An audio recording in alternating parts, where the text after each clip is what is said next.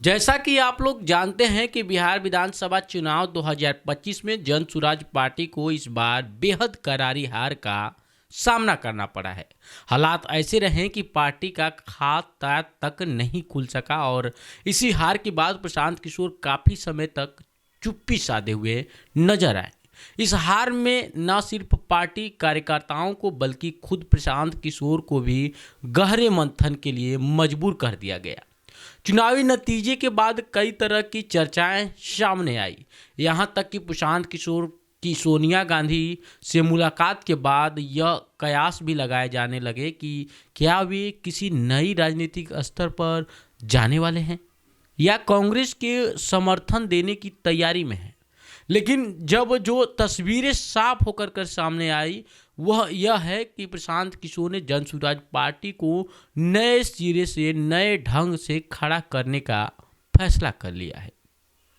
इसी फैसले के तहत पार्टी ने एक बड़ा और सख्त कदम उठाया है। बिहार के सभी जिलों में जन सुराज पार्टी की जिला कार्यकारिणी और इकाइयों को भी कर दिया गया है, जो इकाइयों को भी भंग कर दिया गया है। यह फैसला पार्टी की राष्ट्रीय कार्यकर्ता परिषद की बैठक में लिया गया, जिसकी जानकारी जन सुराज के अधिकारी एक्स हैंडल के जरिए साझा की है।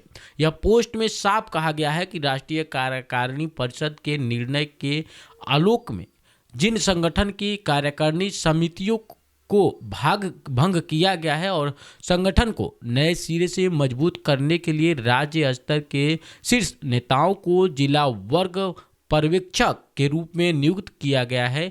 पार्टी का मानना है कि पुराने ढंग में कमियां थी और उन्हीं कमियों की वजह से चुनाव में इतना खराब प्रदर्शन देखने को मिला। इसलिए अब संगठन को जमीनी स्तर से दोबारा खड़ा किया जाएगा। इसी क्रम में अलग अलग क्षेत्रों के लिए पर्यवेक्षकों की नियुक्ति की जा गई है। आपको बता दें कि नए तरीके से प्रशांत किशोर की जो पार्टी है जन सुराज पार्टी, उनको अलग अलग तरीके से अब किया जाएगा। आपको बता दें कि समस्तीपुर, वैशाली और बेगूसराय की जिम्मेदारी नरेंद्र प्रसाद मंडल को दी गई है।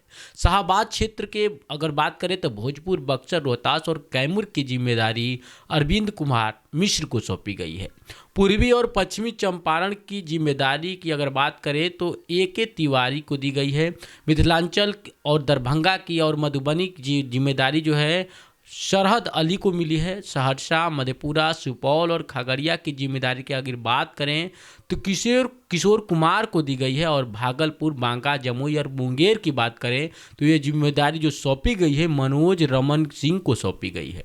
पटना ग्रामीण और बाढ़ और पटना महानगर की अगर बात करें तो उबैदपुर रहमान और विपिन शर्मा को जिम्मेदारी सौंपी गई है। वहीं अगर गोपालगंज, सिवान और सारण की जिम्मेदारी की अगर बात करें तो डॉक्टर रहमान खान और राम पुष्कर मेहता को जो है ये जिम्मेदारी मिली है। वही पूर्णिया और अररिया, किशनगंज और कटिहार की बात करें तो सत्यनारायण शर्मा और अरिराज को दी गई है। अरवल, गया, जहानाबाद और औरंगाबाद की बात करें तो ये जिम्मेदारी प्रोफेसर राम सेवक तो धानी को सौंपी गई है। नवादा, लखीसराय, शेखपुरा और नालंदा की अगर जिम्मेदारी की बात करें तो माधव कुमार को दी गई है। वहीं मुजफ्फरपुर, सीतामढ़ी और शिवहर की जिम्मेदारी की अगर बात करें तो शुभम सिंह क्षत्रिय को सौंपी गई है।